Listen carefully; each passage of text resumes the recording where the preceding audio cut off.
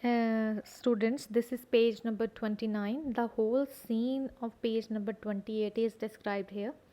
This is the room where Dr. Manette had been kept. This person, white haired figure, is Dr. Manette. The girl in the purple with blonde hair is Miss Manette. She sat next to Dr. Manette here. The man in brown is Mr. Lorry, and the other man is M. Defarge, of course. So, this is the scene. Let's see the last paragraph of page number 28. That night, Miss Manette insisted on sleeping in the dirty room with her father. She tried in vain to reignite some spark of the past which had long ago faded and died. His only recollection was the Bastille, and as far as he knew, he was still imprisoned there. So, Miss Manette insisted to live with her father. She tried her level best in order to revive the old memories of her father, but her efforts were waste. Dr. Manette, he only recollected Bastille, and he still thought that he is still in prison, and he is still there in Bastille, and he is in one of the prison cell. Now let's move to page number 30. In the meantime, Lorry and Defarge had made all the preparations for their journey.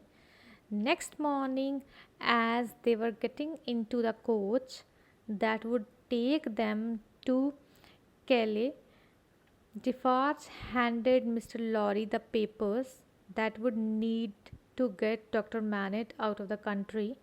Mr. Lorry did not ask Defarge how he had managed to deal with the authorities so quickly, but simply shook the man's hand and thanked him.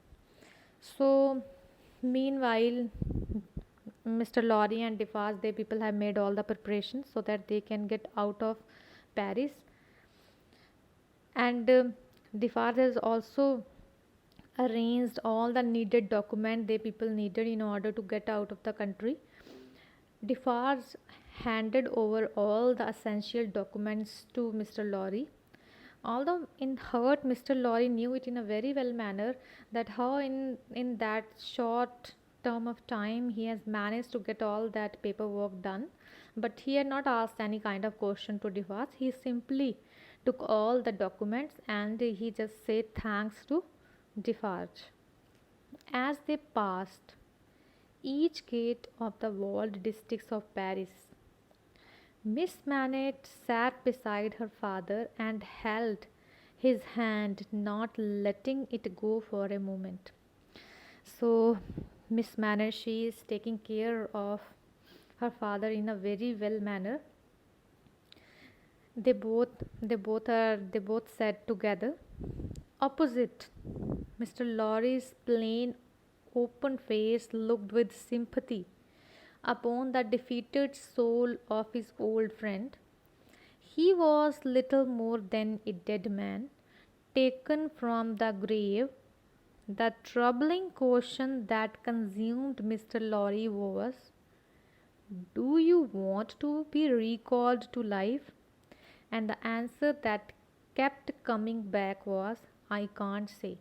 These lines in the brackets, these lines represent the thoughts of Mr. Lorry about Dr. Manette. Dr. Manette was in prison for many years, and because of that, he became physically weak and mentally upset. He was all alone, and there was nobody with whom he can share his feelings. He was living a passive life, like a dead man. Now they were taking that dead man along with them from Paris. That is indicating with the word grave here, to England to infuse some life in him. Mr. Lorry is questioning himself whether Dr. Manette will be able to return to that normal life again. recalled to life?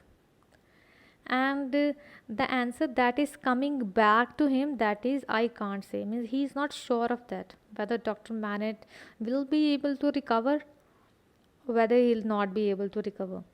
So this is it, chapter number 2. Read first two chapters from inside outside. You have to read both the chapters in a very minute detail, because you people are going to have questions from inside the chapter. Learn question answers of chapter number 2 and read chapter number 3. Thank you.